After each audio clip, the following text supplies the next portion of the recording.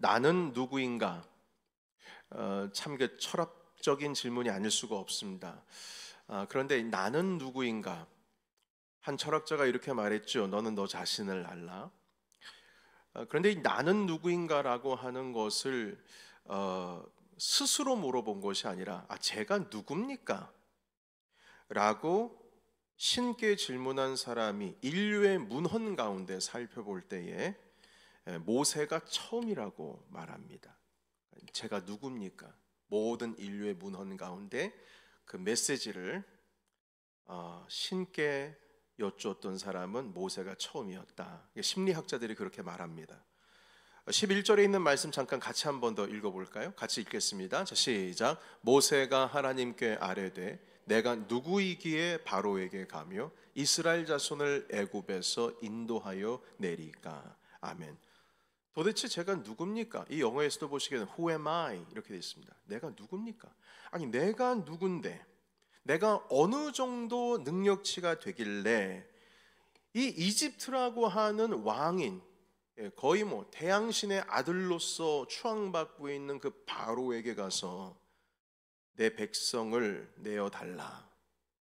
아니 도대체 내가 어느 정도 치가 되길래 제가 뭔데 주님 나에게 그걸 시키십니까? Who am I? 제가 도대체 누굽니까? 모세는 자기 자신을 돌아봤을 때 그럴 능력이 없다는 것을 하나님께 아뢰는 거죠. 그러니까 Who am I? 나는 아무것도 아닙니다. 자, 그런데 이것에 대한 하나님의 답이 12절에 있습니다. 12절 말씀 같이 읽을까요? 시작. 하나님이 이르시되 내가 반드시 너와 함께 있으리라. 여기까지입니다. 아멘. 예, 너와 함께 있으리라. 보십시오. 내가 너와 함께 있으리라. 제가 도대체 누굽니까? 이렇게 주님께 여쭈었으면 너는 그 정도다. 이렇게 모세에 대해서 말씀을 하셔야 되는데 모세가 주님 제가 누굽니까? 하는데 주님은 모세에 대해서 말씀하시지 않고 당신 자신에 대해서 말씀하셨어요. 내가 너와 함께한다. 이 뜻은 무슨 뜻이냐면 지금 이 출애굽, 다시 말해서 애굽, 이집트에서 바로의 손에서 이스라엘 백성들을 끄집어내서 해방시키는 일은 지금 모세 네가 누구인지, 네가 얼만큼 준비가 되어 있는지, 네가 얼마나 능력치를 가지고 있는지 이게 중요한 것이 아니라 지금 내가 너와 함께하고 있는 게 중요한 거야. 이렇게 말씀하시는 거예요. 내가 분명히 너를 통해서 바로에게 가서 이집트에서 이스라엘 백성들을 꺼내 올 텐데 네가 중요한 게 아니라 내가 너와 함께 있다는 게 중요한 거야. 여러분 아멘이십니까? 여러분 이 말씀 가운데 눈이 띄어지고 마음이 열리고 세상이 밝아지는 주의 역사가 있기를 주의 이름으로 축복합니다. 내가 누구인지가 중요한 게 아니에요. 주께서 나와 함께 하시는 게 중요한 것이죠. 여기에 대해서 주님께서 한 가지 더 대답을 하셨어요. 14절의 말씀입니다. 같이 읽겠습니다. 14절 시작. 하나님이 모세에게 이르시되 나는 스스로 있는 자니라. 또 이르시되 너는 이스라엘 자손에게 이같이 이르기를 스스로 있는 자가 나를 너희에게 보내셨다 하라. 아멘. 이 말씀을 보면요, 모세가 하나님께 주님 제가 누굽니까? 이렇게 여쭈었는데 주님의 두 번째 대답이 무엇이냐면 네가 누군가가 중요한 게 아니고 내가 너를 보낸 거야. 한마디로 보낸 내가 중요하다는 것이죠. 이스라엘을 이집트에서 구원하기 위해서는 모세라고 하는 사람이 누군가가 중요한 것이 아니고 모세를 보내신 하나님이 누구신지가 중요하다는 겁니다. 보십시오. 마지막 절에 나를 너희에게 보내셨다 이렇게 말해라. 스스로 있는 자 여호와 하나님께서 나를 너희에게 보내셨다. 이 말씀은 자꾸 나에 대해서 쳐다보고 모세 내 능력치를 보는 것 같은데 나를 보지 마시오.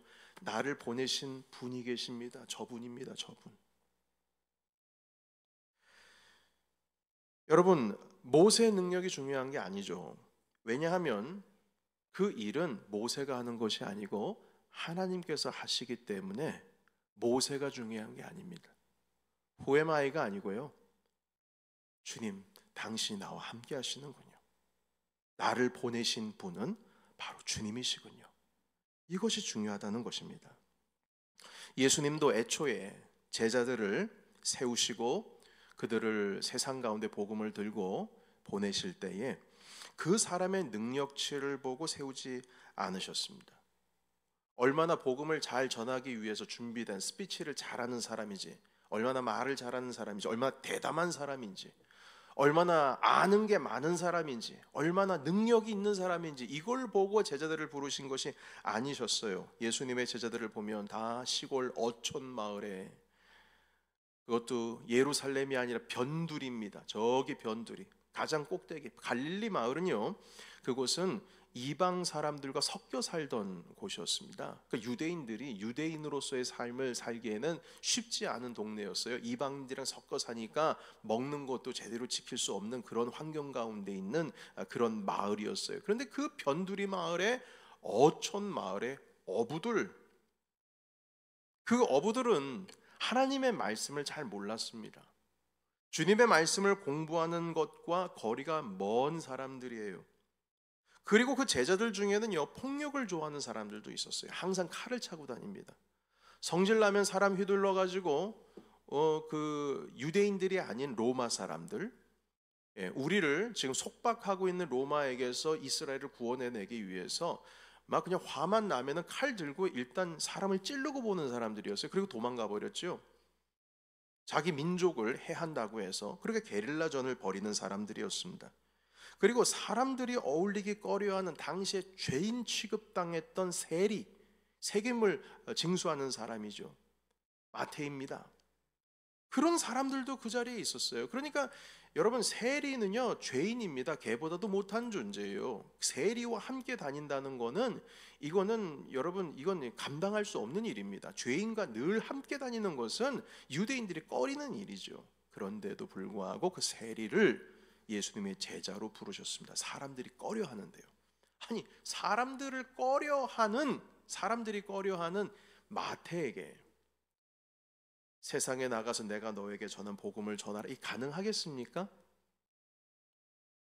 실용적인지 모르겠어요. 효과가 있는지 모르겠어요. 아니, 자기를 싫어하는 사람들에게 복음을 들고 가서 복음을 믿으라 하니 이게 말이 되는 거냐고요.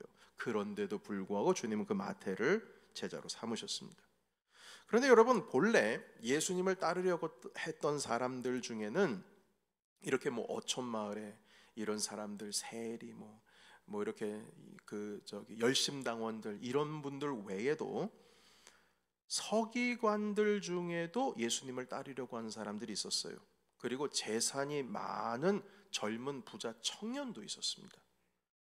여러분, 이 둘만이라도 예수님 만약에 곁에 있다면 정말 복음 전파하는데 큰 도움이 될 만한 사람들입니다. 서기관은 공부하는 학자였거든요.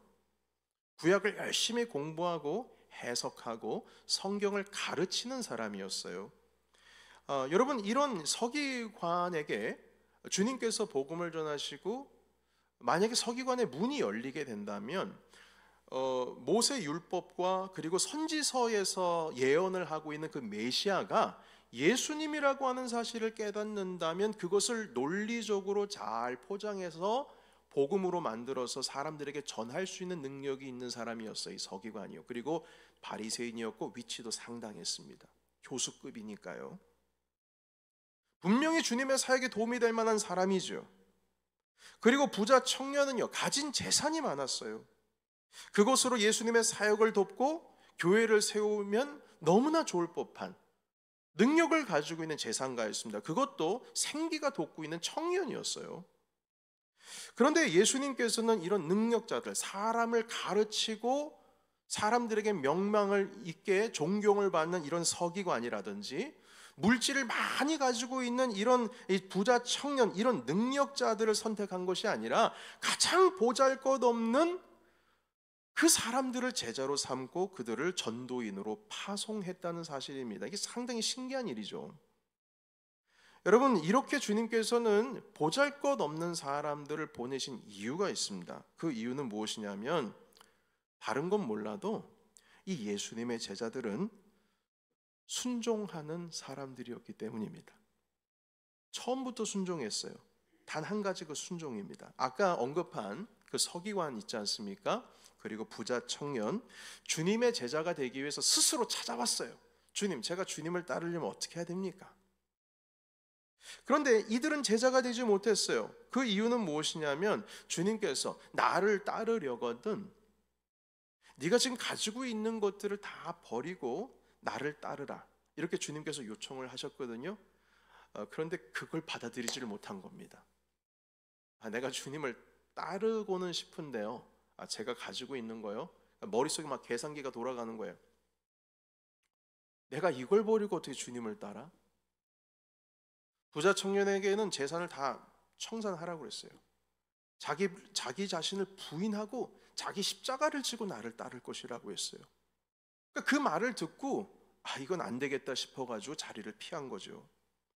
그러나 예수님의 제자들은 달랐어요. 여러분, 어촌 마을의 어부들에게 있어서 재산 목록 1호가 무엇일까요? 배입니다. 배예요.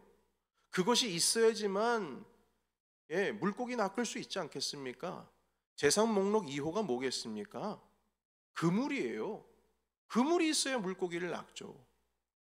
그런데 주님께서 베드로를 부르실 때에 베드로가 이제 과정 아시는 분들은 다 아시지 않겠습니까? 깊은 곳에 가서 깊은 곳에 가서 물고기를 낚는데 어마어마하게 낚였어요. 그 옆에는 베드로뿐만 아니라 안드레, 야고보, 요한 다 있었습니다. 함께 끄집어냈는데 끄집어내고 나서 주님, 저는 죄인입니다. 그분의 신성함을 보고 앞에 무릎을 꿇은 베드로에게 주님 말씀하셨어요. 나를 따르라. 내가 너를 사람 낚는 어부가 되게 하겠다 하시니까 베드로가 모든 것을 버리고 그 자리에 다 내버려 두고 그 물고기도 썩든 말든 사람들이 가져가든 말든 그냥 내버리고 그물도 그 자리에 두고 배도 그냥 그 자리에 두고 그 즉시로 주님을 따랐는데 베드로만 따른 게 아니에요. 그 함께 있었던 친구들이 다 주님을 따라갔습니다. 사람들은 말입니다, 나를 따르려거든 나는 주님, 제가 주님을 따르고 싶습니다. 주님이 뭐라고 말씀하시냐면 여우도 굴이 있고 새들도 쉴 곳이 있고 잠잘 곳이 있는데 나는 머리 둘 곳이 없다. 여러분, 난 머리 둘 곳이 없다는 뜻이 무슨 뜻입니까? 잠잘 곳도 없다는 뜻입니다. 주님께서 가지고 있는 게 아무것도다. 이래도 날 따르겠냐? 라고 했을 때 서기관, 주님이 그 정도면 전 못 따르겠습니다. 부자 청년, 저는 아닌 것 같습니다. 그런데 주님을 따랐던 유일한 사람들은 바로 제자들이에요. 그러니까 여러분, 우리 제자들이 배신이나 하는 사람들, 나중엔 주님 다 배신하지 않습니까? 능력도 없고 아무것도 가진 것도 없고. 여러분, 그렇지만 그렇게 부족하고 연약한 사람들이었지만 적어도 이 예수님의 제자들은 주님께서 모든 것을 나를 버리고 나를 따르라고 했을 때 그 말씀에 순종한 사람들이에요. 그래서 제자로 삼으신 겁니다. 그들이 많은 것을 가지고 있다, 뭘 가지고 있는 것 때문에 주님께서 보고 부르신 게 아니라는 것이죠. 예수님은 다른 거 필요 없습니다. 이들을 전도인으로 파송했을 때 그들이 얼마나 말 잘하는지, 얼마나 많이 배웠는지, 얼마나 많은 능력을 가지고 있는지, 어떤 환경을 가지고 있는지, 어떤 리더십을 가지고 있는지, 이걸 보신 것이 아니라 주님께서 말씀하시면 순종할 수 있는 그 마음이 준비가 됐는지, 이것 하나 보고 제자로 세우셨고 그들을 전도인으로 파송하신 겁니다. 지난주에 말씀을 드렸듯이 심지어는 베드로도 자기가 복음을 들고 나가라고 주님께서 말씀을 하셨는데 그때 당시만 해도 제자들은 스스로 예수님이 살아계신 하나님의 아들입니다라고 고백할 수 있는 준비가 되어 있는 사람들이 아니었습니다.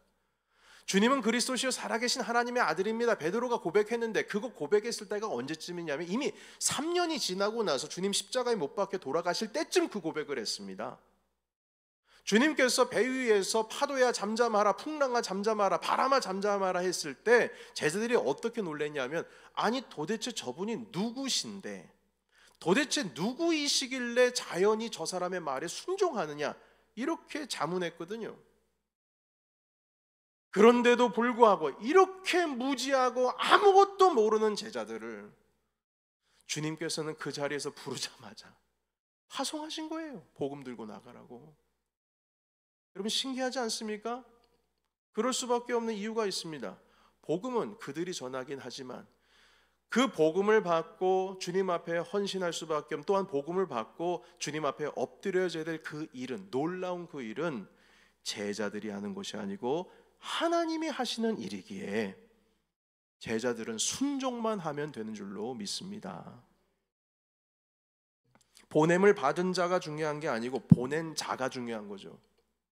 모세의 능력이 중요한 것이 아니라 모세를 보낸 자가 중요한 겁니다. 제자들이 중요한 게 아니고 그 능력치가 중요한 것이 아니고 그 제자를 누가 보내셨는가가 중요한 거예요. 여러분, 그들을 보내신 분이 누구십니까? 모세를 보내신 분이 누구세요?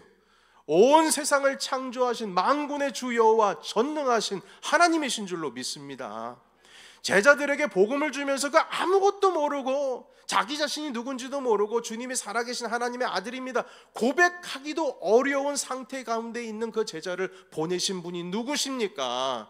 우리를 죄 가운데에서 살리시기 위해서 십자가에 돌아가시고 무덤에서 죽으신 지 3일 만에 부활하신 영광의 우리 주 예수 그리스도십니다. 그 두 분 때문에 우리가 보냄을 받는 거예요. 우리의 능력치 때문에 보냄을 받는 것이 아니라는 거죠.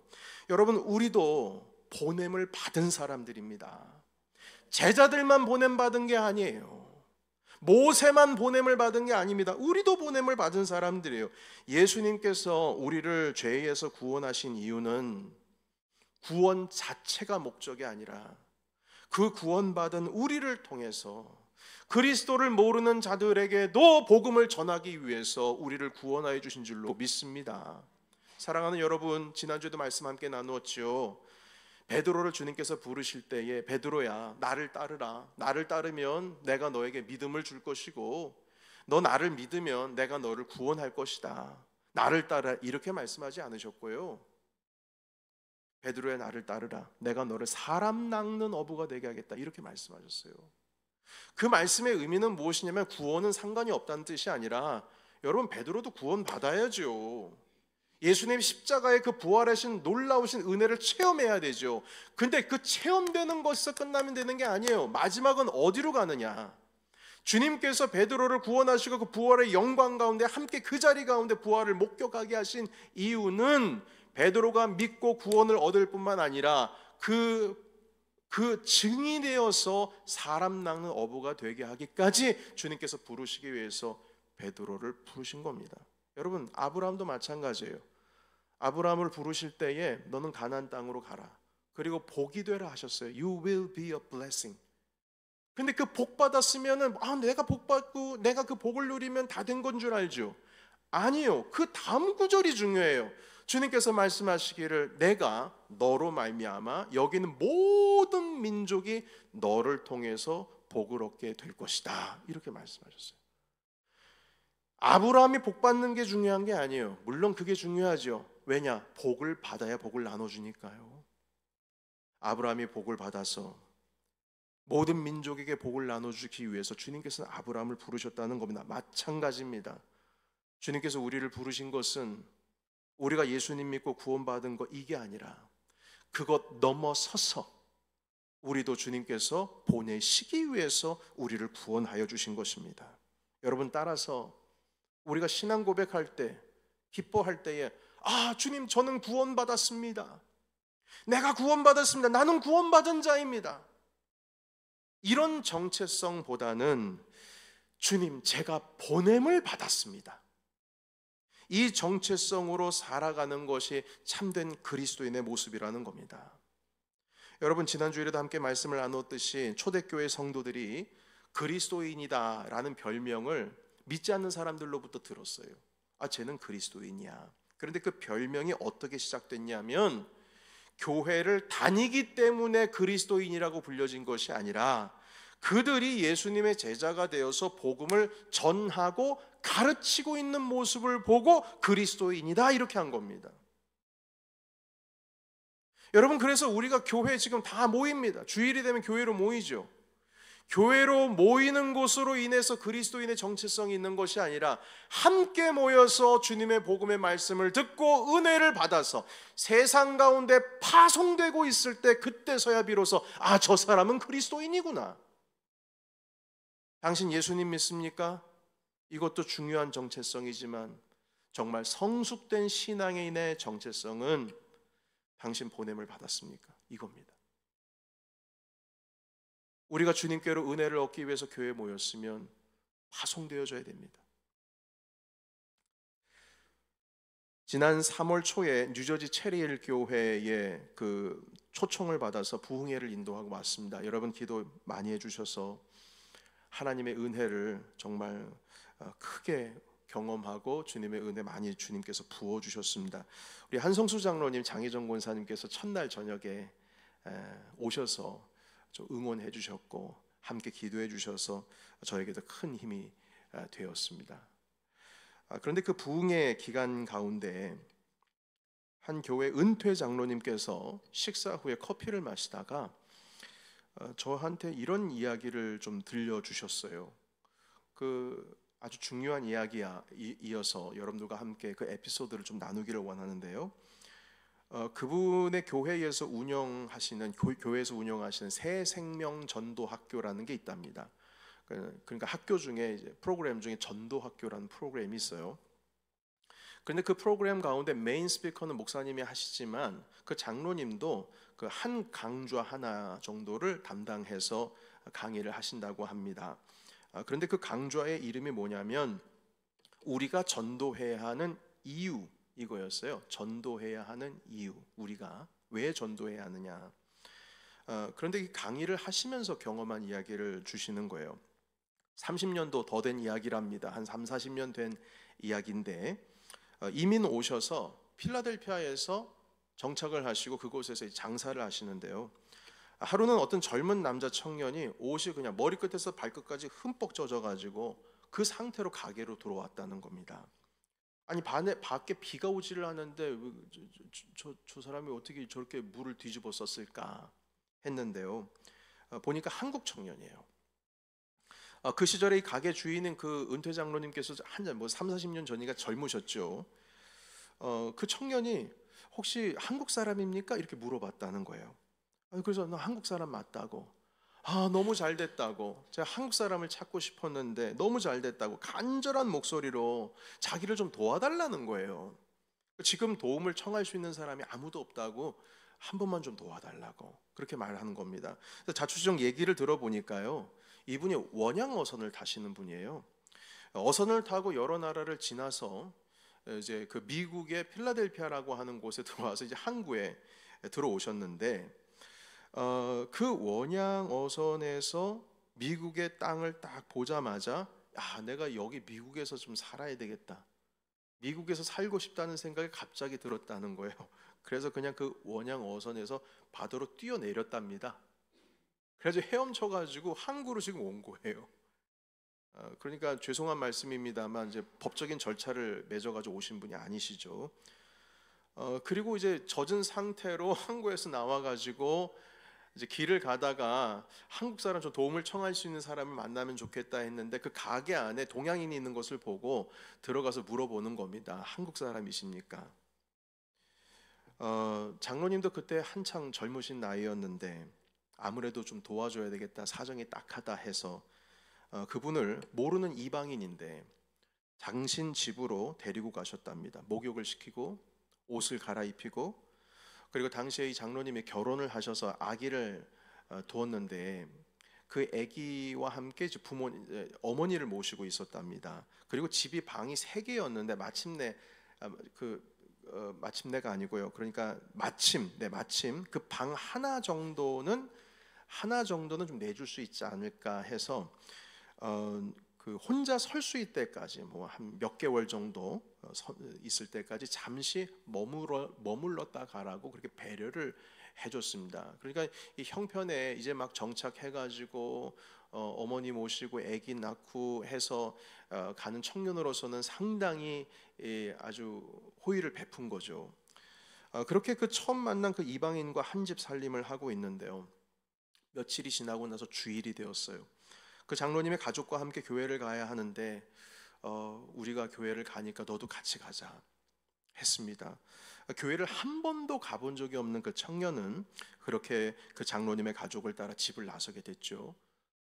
그리고 그 집에 머무는 동안 장로님과 함께 매 주일마다 교회 가서 예배를 드렸다고 합니다. 이 청년이 생활력이 좋았어요. 한 5개월이 지나고 한 6개월 정도 되고 나니까 아저씨 제가 이젠 좀 나가서 방을 얻을 수 있을 만한 정도가 됐어요. 이 얘기를 하시더라고요. 그래서 방 구할 수 있는 돈도 마련이 되었고 이제 생활력이 좀 되니까 이젠 떠나겠다고, 그래서 축복하고 이제 떠나 보냈다는 겁니다. 너무 도와주셔서 감사합니다. 인사를 하고 떠났어요. 그리고 간간히 이 청년의 소식을 듣긴 했지만 사실 뭐 이민자의 삶이 얼마나 바쁩니까? 서로 바쁘니까 소식이 끊겨 버렸어요. 그런데도 해가 지날수록 그 청년이 어떻게 됐을까 궁금했다는 겁니다. 그리고 나서 30년이 지났는데요. 한 지역 신문, 한국 신문입니다. 그 지역 신문에 한 교회에서, 그 지역의 한 교회에서 장로 임지식이 있다는 광고가 떴다는 거예요. 그런데 그 광고에 낯익은 이름이 실렸는데 바로 그 30년 전에 원양어선에서 뛰어내려 그 장로님을 찾아왔던 그 청년의 이름이 거기에 쓰여 있는 것을 봤다는 겁니다. 그러니까 6개월 동안 신세지고 본인 스스로가 이제 그 뛰어내린 그 청년이 이제 독립을 해서 미국에 정착하면서 살아가는데, 여러분 30년이 지난 정도면요, 여러분 예수님을 처음 믿는다라기보다는 교회에 6개월 정도 다니고 나서 만약에 그 가정에서 해방이 되면 이제 정말 해방이잖아요. 내가 교회를 가든 말든 무슨 상관입니까? 그런데도 불구하고 그 가정에서 떠나왔을 때에도 신앙을 잃지 않고 30년 동안 교회를 열심히 섬기시다가 결국에 그 지역에서 모두 알 법한 명망 있는 교회, 여러분께 이 교회 이름을 말씀드리면 여러분 다 아실 거예요. 그 교회의 장로님이 되셨다는 겁니다. 그래서 그 장로님이 저에게 이렇게 말씀해 주셨어요.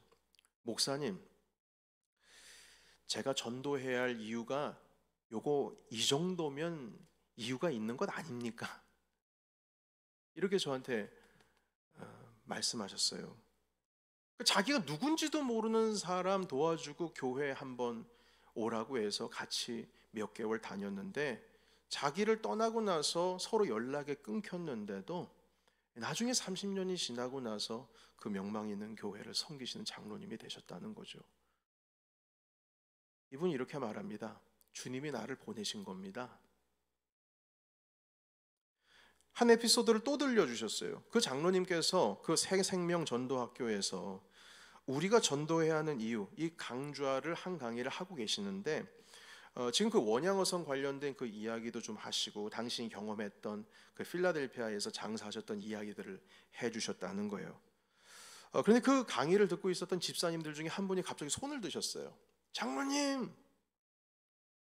왜요? 뭐 질문 있으세요? 아니요, 장로님 저 모르시겠어요? 저 모르시겠어요? 집사님, 제가 왜 집사님을 몰라요? 무슨 말씀이세요? 아니 장로님 정말 저 모르시겠어요? 30년 전에 그 장로님이 일하시는 그 사업장 옆에 가판대가 있었는데, 그 가판대에서 이제 막 유학 온 한 남자 청년이 파트타임으로 신문을 팔고 있었대요. 근데 하루는 그 학생이 너무나 안색이 안 좋고 막 열이 막 펄펄 끓어가지고요, 이러다가는 사람 죽겠다 싶어가지고 정신 못 차리고 있는 그 사람을 가게로 데리고 왔어요.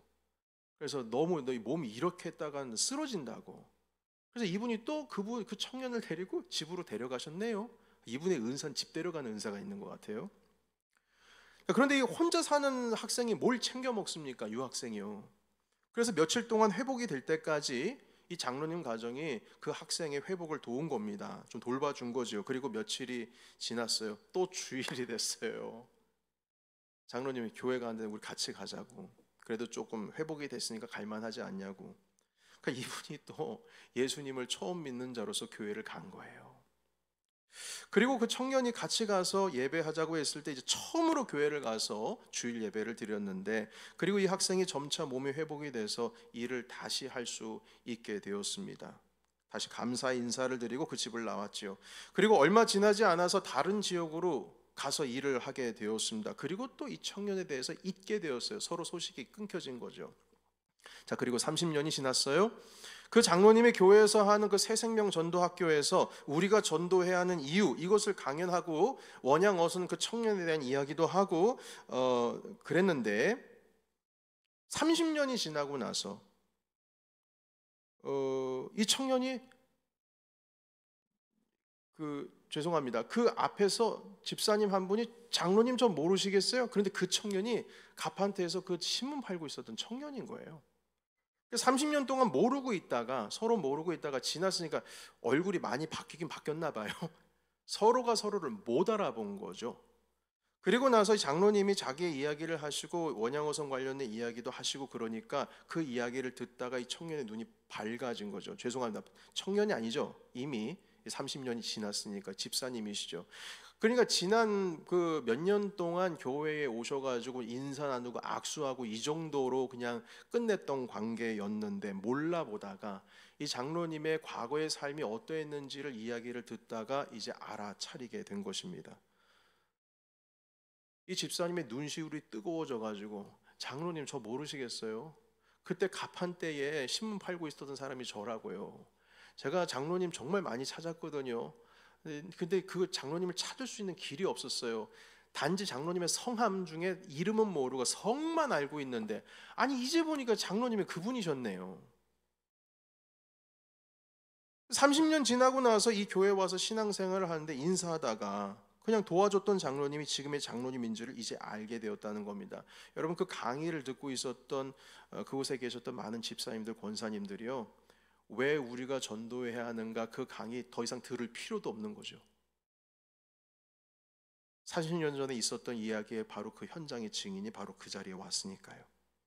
장로님 그리고 그 얘기를 해주시고 나서 저한테 또 커피 한 모금 딱 하시면서 하시는 말씀이 목사님 이만하면 우리가 전도해야 하는지 이유가 충분하지 않겠습니까? 그 말씀 저한테 나누어 주시더라고요. 여러분 주님께서 그 장로님을 그 청년에게 보내신 겁니다. 그 원양어선에서 뛰어내린 청년이 장로님을 따라온 게 아니고요. 장로님을 찾아온 게 아니고 주님께서 장로님을 보내신 거예요. 고열에 막 펄펄 끓는 가운데 쓰러지고 있는 그 청년이 장로님께 도움을 요청한 것이 아니고 하나님께서 그 장로님을 그 청년에게 보내주셨죠. 아니 교회 몇 번 나왔다고 신앙생활을 평생 유지한다는 게 그게 쉬운 일입니까?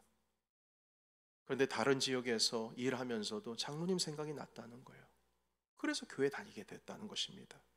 여러분 우리의 능력이 중요한 것이 아니라 우리의 현장, 우리 현실이 중요한 것이 아니고 우리를 보내신 이가 누구인지가 중요한 것인 줄로 믿습니다. 여러분 우리는 모르지만 알아차리지 모르지만 하나님께서는 오늘도 우리를 세상에 보내십니다. 그래서 이 하루하루가 소중한 것이고요. 하루하루가 우리 가운데 귀한 것입니다. 오늘은 나를 누군가에게로 주님께서 보내실까? 여러분 지난 2월 8일부터 제가 보냄을 받은 자에 대한 메시지를 계속 하나님께서 저희 삶 가운데 주신다는 말씀을 제가 드린 적이 있습니다.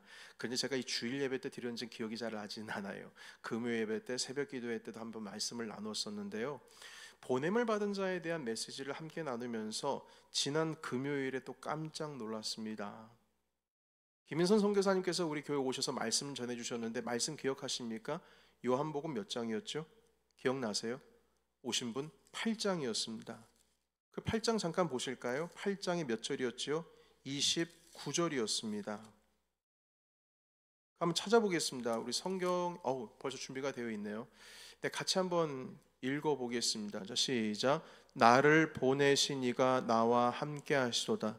나는 항상 그가 기뻐하시는 일을 행함으로 나를 혼자 두지 아니하셨느니라. 아멘. 벌써 나를 보내신 이에 대해서 말씀을 하고 있습니다. 그런데 나를 보내신 이가 누구와 함께 하고 있다고요? 나와 함께 하고 있다. 자, 이 말씀을 보시고 다시 출애굽기로 돌아가겠습니다. 14절을 보실까요? 같이 읽겠습니다. 시작. 하나님이 모세에게 이르시되 나는 스스로 있는 자니라. 또 이르시되 너는 이스라엘 자손에게 이같이 이르기를 스스로 있는 자가 나를 너희에게 보내셨다 하라. 보내셨다. 그런데 그 보내신 분이 누구신가? 라고 했을 때 12절 보겠습니다. 하나님이 이르시되 내가 반드시 너와 함께 있으리라. 다시 요한복음 8장으로 돌아가겠습니다. 29절이요. 나를 보내시니가 누가 함께 있어요? 나와 함께 하시도다. 제가 출애굽기 말씀 3장을 보고 기도하시면 준비하고 있었어요. 금요일날 김인선 선교사님이 오셔가지고 요한복음 말씀하시는데 나를 보내시니가 나와 함께 하시도다. 제가 주일날 설교할 그 내용을 김인선 선교사님께서 하고 계시더라고요. 확신이 들었습니다.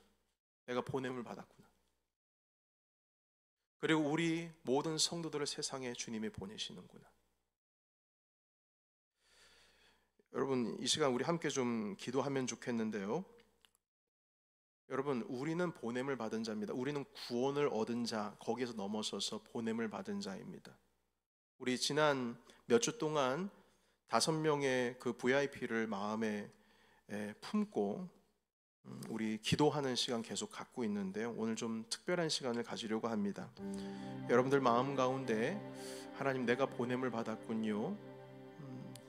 주님께서 보내셨는데 내가 중요한 게 아니라 내 형편이 중요한 것이 아니고 주님께서 나를 보내신 주님이 중요하신데 우린 지금까지 내 스스로를 의지하고 있었던 것 같습니다. 하나님, 누군가에게 주님께서 오늘도 나를 보내고 계십니다. 하나님, 그들이 생각나기를 원합니다. 이 시간 내 마음속에 이 말씀을 들었을 때에 나는 누군가에게 가서 주님의 복음을 전할 것인가. 분명히 교회를 떠난 사람들도 있을 것이고 또한 양들 가운데는 참된 목자를 찾아서 주변을 헤매는 사람들도 있을 것입니다. 이 시간 우리 함께 좀 기도하실 때 하나님, 보냄받은 자로서 내 마음 가운데 그 영혼 5명의 이름이 생각나게 하시고 그들을 품고 기도할 수 있는 마음의 넉넉함을 허락하여 주시옵소서. 우리 헌금위원들은 그냥 가만히 계시고요. 아직 안 끝났습니다. 우리 함께 통성으로 기도하시면서 나아가도록 하겠습니다. 기도하겠습니다.